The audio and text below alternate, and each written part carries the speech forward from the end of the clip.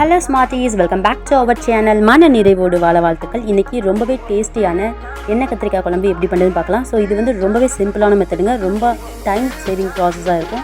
So ரொம்ப லென்த்தியாக போகாது. Because நானுமே வந்து நிறைய டைம் ட்ரை பண்ணியிருக்கேன். பட் ரொம்ப டைம் எடுத்துக்கும்.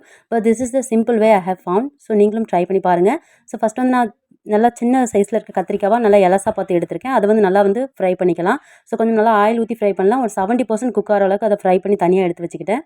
ஸோ இப்போ இன்னொரு பேனில் நல்லெண்ணெய் ஒரு 4 ஸ்பூன் எடுத்து ஊற்றிருக்கேன். அதில் வந்து கொஞ்சம் வெந்தயம், சீரகம், கடுகு போட்டு நல்லா வணக்கிட்டு, அதுக்கப்புறம் வந்து ஒரு கைப்பிடி அளவு சின்ன வெங்காயம், அதுக்கப்புறம் கொஞ்சம் பூண்டு. ஸோ சின்ன வெங்காயம் போடும்போது தான் டேஸ்ட் ரொம்ப நல்லாயிருக்கும்.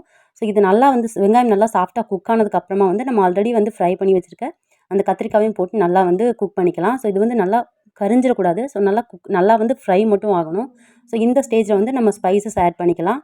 நான் 2 ஸ்பூன் குழம்பு மசாலா தூள், 1 spoon chilli powder and 1 spoon மல்லித்தூள் ஆட் பண்ணியிருக்கேன். அவ்வளோதான். ஸோ அதுக்கப்புறம் வந்து கொஞ்சம் மஞ்சத்தூள் ஆட் பண்ணேன். ஸோ இந்த ஸ்டேஜில் வந்து நம்ம சால்ட்டும் போட்டு நல்லா வந்து சாட்டே பண்ணிவிட்டு, அதுக்கப்புறமா வந்து பேஸ்ட் ரெடி பண்ணிக்கலாம். கிரவுண்ட் பேஸ்ட், அதாவது கொஞ்சமாக தேங்காய், ஒரு 3 கீத்து தேங்காய் எடுத்திருக்கேன். நான் 1/2 kg கத்திரிக்காய்க்கு 4 பெரிய வெங்காயம், 5 தக்காளி, கொஞ்சமாக புளி, அதுக்கப்புறம் தேங்காய். ஸோ இதை வந்து நல்லா அரைச்சி, ஸோ அந்த அரைச்ச விழுதையும் வந்து இந்த டைமில் நம்ம ஆட் பண்ணிக்கலாம். அவ்வளோதாங்க. ஸோ இப்படி நம்ம சேர்க்க வேண்டிய இன்க்ரீடியன்ஸ் மொத்தம் இவ்வளோ தான். ஸோ இதெல்லாம் ஆட் பண்ணியாச்சு. இந்த ஸ்டேஜில் வந்து சால்ட் எவ்வளோ தேவை அப்படிங்கிறத பார்த்து நீங்கள் சால்ட்டும் போட்டுக்கோங்க. போட்டுட்டு மீடியம் ஃப்ளேமில் ஒரு 15 மினிட்ஸ் வந்து நல்லா குக் பண்ண விட்டுருங்க. மீடியம் ரொம்ப சிம்மில் வைக்க வேண்டாம். மீடியம் ஃப்ளேமில் வச்சு நல்லா குக் பண்ண விட்டுட்டு, அதுக்கப்புறம் இப்போ நீங்கள் பார்த்தீங்கன்னா தெரியும், கொஞ்சம் எண்ணெய் பிரிஞ்சு வந்திருக்கும். ஸோ இதுதான் வந்து பர்ஃபெக்டான ஸ்டேஜ் அப்படின்னு சொல்லலாம். ஸோ இந்த டைமில் கொஞ்சமாக நீங்கள் ஜாகரி, அதாவது வெல்லம் வந்து கொஞ்சமாக ஆட் பண்ணிக்கோங்க. ஸோ இந்த டேஸ்ட் வந்து அல்டிமேட்டாக இருக்கும். ஸோ உங்களுக்கு புளிப்பு டேஸ்ட் பிடிக்கும் அண்ட் உங்களுக்கு வந்து கத்திரிக்காய் வந்து ரொம்ப பிடிக்கும், ஃபேவரட்னா கண்டிப்பாக இந்த டேஸ்ட் நீங்கள் வந்து விரும்புவீங்க. ஸோ இதை ட்ரை பண்ணி பாருங்கள் மறக்காமல். என் சேனலை நீங்கள் இன்னும் சப்ஸ்கிரைப் பண்ணலாம், மறக்காமல் சப்ஸ்கிரைப் பண்ணிக்கோங்க. ஸோ இந்த கன்சிஸ்டன்சி வந்து வேறு லெவலாக இருக்கும். ஸோ நீங்கள் இன்னும் திக்காக வேணும் அப்படின்னு நினச்சிங்கன்னா கூட நீங்கள் இன்னும் கொஞ்சம் அப்படியே சுண்ட விட்டுட்டு அதுக்கப்புறமா வந்து நீங்கள் சர்வ் பண்ணலாம். So this is cos well with chapati, rice and dosa. So இது வந்து நீங்கள் எந்த ஃபுட் நீங்கள் வந்து ரைஸோ எது கூட வச்சு சாப்பிடும்போதும் ரொம்ப டேஸ்ட்டு அல்டிமேட்டாக இருக்குங்க. 6 நாளும் நல்லாயிருக்கும். சுட சுட சாப்பிடவும் செம்மையாக இருக்கும். மறக்காமல் ட்ரை பண்ணி பாருங்கள்.